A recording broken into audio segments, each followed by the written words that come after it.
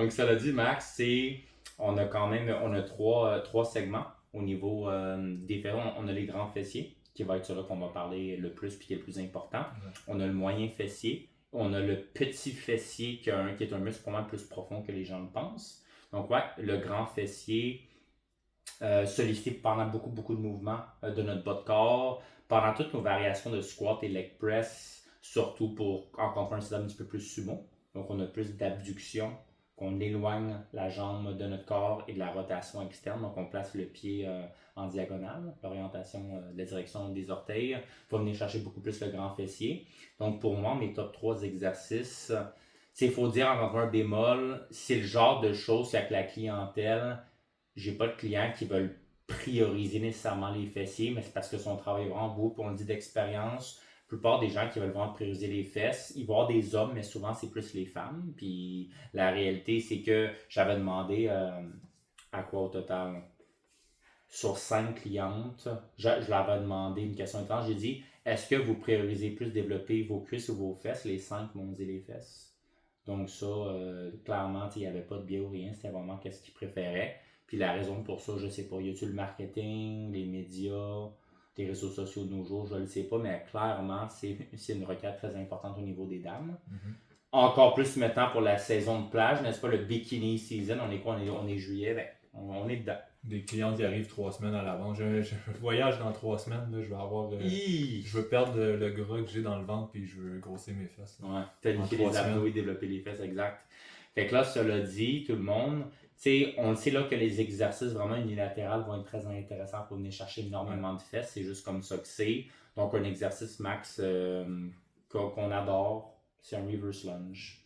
Reverse lunge, c'est simplement une position qu'on est debout, qu'on va alterner. Reverse lunge, on va amener une jambe en arrière, on remonte, on alterne avec l'autre. Beaucoup de façons qu'on peut le faire. On pourrait le faire en fente, en marchant, par exemple, mais je suis pas trop un fan de ça, honnêtement. Moi, c'est vraiment plus dans un contexte plus statique. Donc, tu sais, avec les dumbbells, c'est super intéressant. Par contre, on le dit, les dumbbells, souvent, surtout pour les dames, le bas de corps va vraiment surpasser rapidement la force de notre préhension. Fait que même avec les straps, c'est pas super intéressant de manipuler des gros dumbbells. Même chose, si on a une barre sur le dos, moi je l'ai dit, j'aime beaucoup la safety squat bar. Si la femme est capable de le prendre pour les hommes, on enlève la limitation de mobilité de l'épaule. Par contre, c'est quand même fatigant de tout le temps être placé comme ça, mais ça peut quand même être une option. On aime beaucoup la Smith Machine. Sérieusement, parce que la Smith Machine, ça nous permet d'avoir un maximum de stabilité. Puis, encore une fois, c'est pour ceux qui ont développé cette mobilité-là d'épaule pour maintenir la position.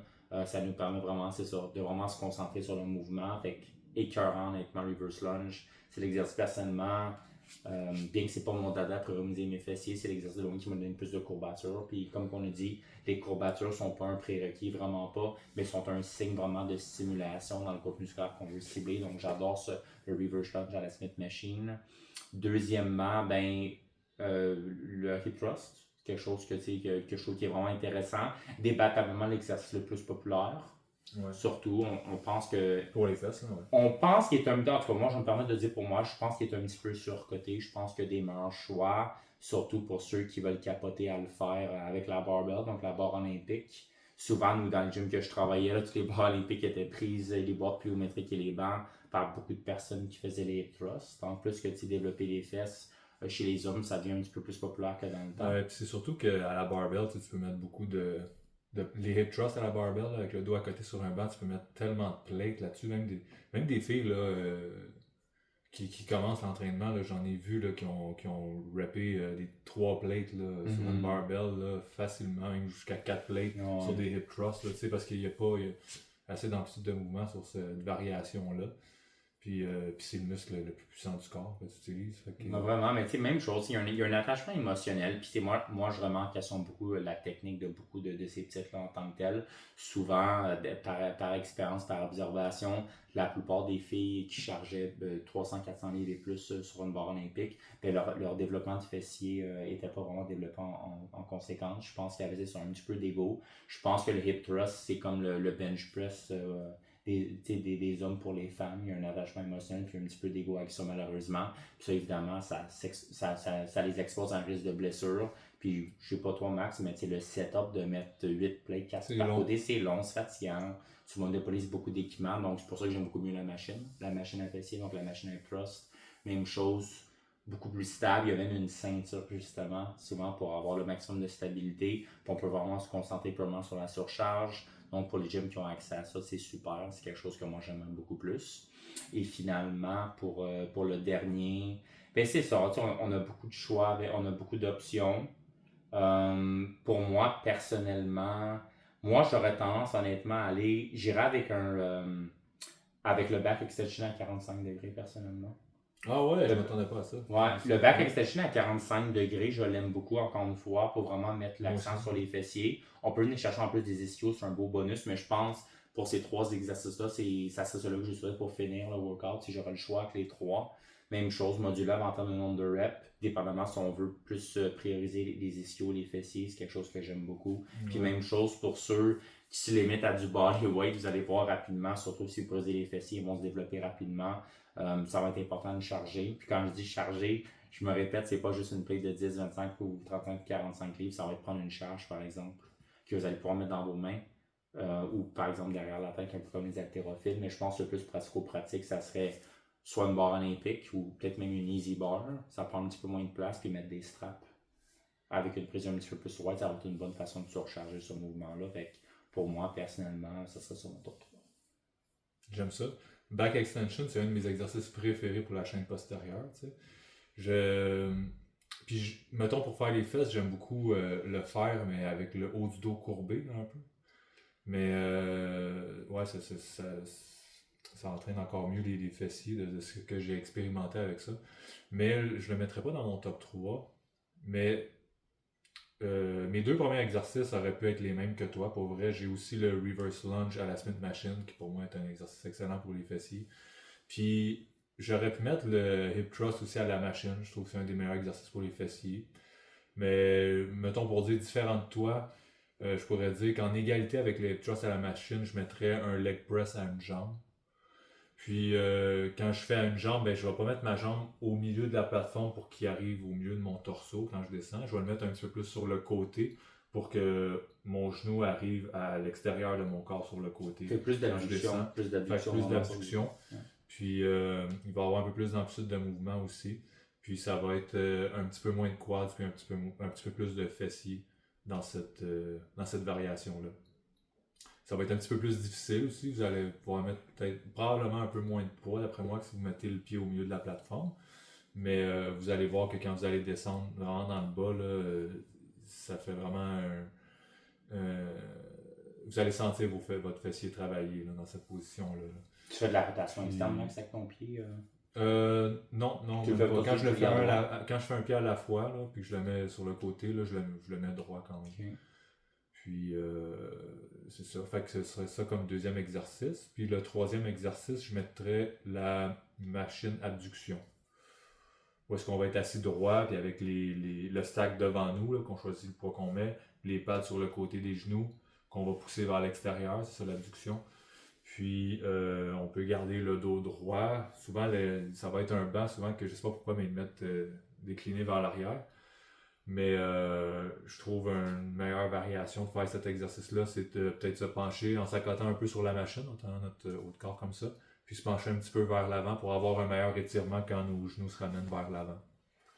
Qu'est-ce que tu penses en passant les influenceurs, surtout les filles, qu'elles font la machine d'abduction et puis sont debout? Ouais, honnêtement, je suis pas fan de cette variation-là. Il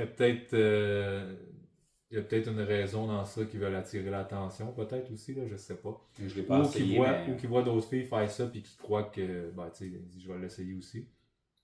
Ben, je vais être honnête avec toi, je l'ai pas essayé non plus. T'sais. Fait que je suis peut-être contre juger sans l'avoir essayé, là, mais sur papier, ça fait pas de sens. Là. Je veux dire, dans la position où est-ce que tes hanches sont plus basses, que tu vas être plus assis, ça va répliquer un peu la position d'un squat, mais veux pas, tes glutes, tes fessiers vont avoir plus d'étirement, veux pas dans ce mouvement-là. Il me semble que t'es juste moins stable également debout. Là. Je vois pas la pertinence, ça, si tu veux vraiment surcharger. D'après moi, ils peuvent peut-être avoir une meilleure contraction, sentir une meilleure pompe avec une meilleure contraction dans cette position-là qu'ils prennent, mais overall, je crois que tu vas avoir moins d'amplitude de mouvement, tu vas avoir un moins bon étirement, tu vas être moins stable. Fait que, Elle se base peut-être uniquement sur la sensation, le fait qu'ils sont debout, Ouais. travaillent en isométrie, peut-être ça chauffe un petit peu plus vite, Peut-être. là, je sais pas. il y en a beaucoup que c'est comme ça. Ouais. Mais pour toutes les raisons que je viens de nommer, je pense que c'est mieux de le faire assis, puis avec le torseau canté légèrement vers l'avant. Vraiment. C'est ça. Peut-être une petite mention intéressante, piquer ton cerveau avec ça pour le leg press, je pense. Tu me Oui. dis que tu avais déjà essayé le leg press sur le côté comme Oui, ça, là, même chose. j'ai déjà essayé, j'avais vu. La première fois, là, je dis la première fois, peut-être la seule fois de ma vie que j'ai essayé ça, cette variation-là comme ça, c'était quand je travaillais au Pro Gym, puis je voyais, ça faisait déjà un bon moment à ce moment-là que j'avais vu plusieurs filles faire ça de cette façon-là. Puis je l'ai essayé, puis ça fait du sens quand tu regardes ça comme ça, le faire pour les fesses. Peut-être que ça peut être un bon exercice pour plusieurs personnes. Moi, je ne l'ai jamais bien filé, cette variation-là. Je file beaucoup plus stable si j'ai le dos à côté complètement que si je suis sur le côté. Puis, ouais, ben bref, ça fait longtemps que je l'ai pas fait aussi cet exercice-là, là, tu m'en poses une bonne. Mais... C'est comme un des pro bodybuilders. J'avais vu Kyle Green faire ça justement. Ah ouais? Ouais.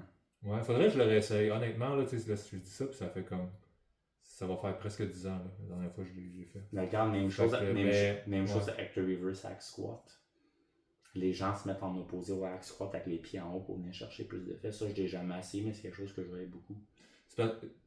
J'ai l'impression qu'en étant sur le côté, je pourrais pas descendre ma jambe aussi bas que quand je suis couché droit puis que je la descends sur le côté comme ça. Non, ouais. Si je me mets sur le côté comme ça puis que j'ai ma jambe qui va travailler, qui va être du côté c'est de la plateforme, je pourrais pas descendre puis créer un aussi gros étirement dans mes fessiers ou puis même dans mes quads. Fait que puis il y a aussi le fait que je me sentais moins stable aussi comme ça. Fait que c'est pour ces raisons-là. Mais encore une fois, je dis ça, il faudrait que je le réessaye pour être 100% sûr de ça. Peut-être une petite mention honorable, tout le monde n'a pas parlé du pull gain split squat, donc le squat bulgare, mais exercice extrêmement bon, honnêtement. On pourrait prendre le même setup qu'on aime dans le Smith Machine, puis au lieu d'alterner jambe avec un reverse lunge, on fait juste surélever le pied arrière de la même jambe, puis tu descends.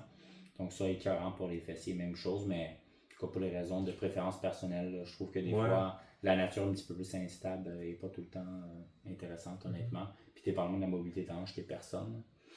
Notamment l'extension, il faut être sûr de bien placer. Des fois, ça peut quand même être sollicitant sur la hanche. Pour ceux qui veulent l'essayer, par contre, c'est pas parce que vous voyez du monde faire ça avec le pied en arrière à une telle hauteur que vous devez le faire à cette hauteur-là. Je vois souvent du monde l'essayer puis mettre le pied arrière beaucoup trop haut pour pour leur capacité, en fait, à le faire, pour leur équilibre. Tu peux le mettre sur ton pied arrière sur une petite plateforme comme les steps là, qu'ils utilisent dans les step class, là, tout ça, là, ça peut être à peu près à ça du sol, puis ça va être correct aussi. Donc, vous pouvez commencer avec ça, puis le monter aussi au fil des semaines. 100%, puis si je le répète encore, je l'ai dit dans la vidéo, mais nous, on a une préférence pour le Smith Machine. Si vous avez accès à ça, puis il est disponible, allez-y, mais sinon, vous pouvez faire tant les reverse lunge que le bowling split avec des dumbbells, ça se fait également, ou avec une barre fixe ou une barre olympique. Ouais. C'est des façons de le faire, mais on l'a dit, on a juste une préférence pour ça parce que c'est fatigant dans la mesure du possible d'avoir recours tout le temps à des straps. Des fois, c'est pas tout le temps. On a déjà notre RDL, notre stiff leg deadlift pour la vidéo sur les ischio-jambiers qu'on a parlé, qu'on utilise pour ça. Puis peut-être certains exercices de dos sont vraiment surchargés, mais en général, si on peut avoir accès à une Smith Machine, on pense qu'on a un léger avantage pour la surcharge. C'est déjà assez épuisant comme ça, là, travailler des gros muscles comme ça, puis unilatéralement en plus, quand faut en plus que tu gères ton équilibre. Donc c'est ça. Donc pour conclure, la plupart des personnes, surtout les hommes, que leurs fesses ne sont pas nécessairement une priorité, vos gros lifts comme vos variations de squat deadlift vont vraiment couvrir toutes les bases. Vous devrez avoir des fessiers bien développés. Le leg press normal. Pour ceux qui ne veulent pas se casser le bang, merci. Ceux qui ne veulent pas se casser le bang, vous pouvez également faire vos squats, vos variations de deadlift, leg press avec les pieds un petit peu plus écartés en rotation externe. Et pour ceux qui veulent avoir la coche de plus, c'est vraiment l'optimisation. On pense que mettre au moins un exercice unilatéral, comme un reverse lunge ou un pull down peut être intéressant. Puis clairement jouer avec les machines à fessiers comme un hip thrust ou une machine à abduction. Puis même chose avec leur hyperextension, ça peut être très intéressant. Je vais faire une petite parenthèse ici avant la fin du vidéo pour parler aux filles qui veulent prioriser leur fessier. À la place de consacrer une journée complète par semaine à vos fesses, puis beaucoup vont faire ça parce qu'ils s'influencent des influenceuses, en fait, ou des fitness YouTubers, ces filles-là vont faire un workout de fessiers uniquement, puis faire comme 6 exercices de fesses dans la même journée, mais une fois semaine. À la place de faire ça, faites comme, essayez d'entraîner vos fesses 2 à 3 fois semaine avec je dirais même 1 ou 2 exercices de fesses 2 à 3 fois semaine pour commencer, puis ça risque d'amener des meilleurs résultats qu'un gros glutes workout, là, une fois semaine. Vraiment. Une liste d'épicerie d'exercices, souvent avec pas vraiment d'intention, pas vraiment d'intensité, et pas super intéressant honnêtement. C'est juste une bonne façon d'être courbaturé souvent. Puis on l'a dit dans notre vidéo sur la chose la plus importante pour la masse musculaire étant la surcharge progressive, ben là c'est vraiment le moment de l'appliquer. Donc quand vous allez faire vos squats, vos split squats, vos reverse lunge ou peu importe, vous allez commencer que ce soit body weight, juste avec la barre, la suite machine à vide, peu importe. Une fois que vous avez mis vos nombres de reps, que ce soit 10 à 15, 8 à 12, peu importe, puis une fois que vous avez capacité à bien maîtriser ça, puis vous allez charger avec le temps, encore une fois, il faut être réaliste au niveau des attentes, mais il faut se donner au moins une couple de mois, vraiment pour voir des changements drastiques. Fait que, pour l'exemple que tu as dit tout à l'heure en niaisant, il y a peut-être des spectateurs qui ont pris ça littéralement, mais si vous voulez vraiment être prêt pour la saison de bikini, commençons au moins 6 mois à l'avance. Vraiment, parce que sinon vous n'allez pas avoir des changements. Puis on se rappelle, la plupart des filles qui veulent des fesses, vous n'allez pas gagner des fesses en mettant votre poids pareil ou en diminuant votre poids sur la balance. Ça va pas être plus intéressant d'être en surplus calorique que votre poids augmente tranquillement, pas vite. Ouais, surtout les filles que ça fait un moment qu'ils s'entraînent. Effectivement. Parce que si on commence en surplus pondéral, on est en stade pre-bulky. On est comme déjà. On est déjà bulky. Fait que ça serait pas intéressant d'ajouter du gras par-dessus ça. Donc tout le monde, cela dit, j'espère que vous avez aimé la vidéo. Donc si jamais vous avez des questions, des recommandations, n'hésitez pas. Passez une bonne journée.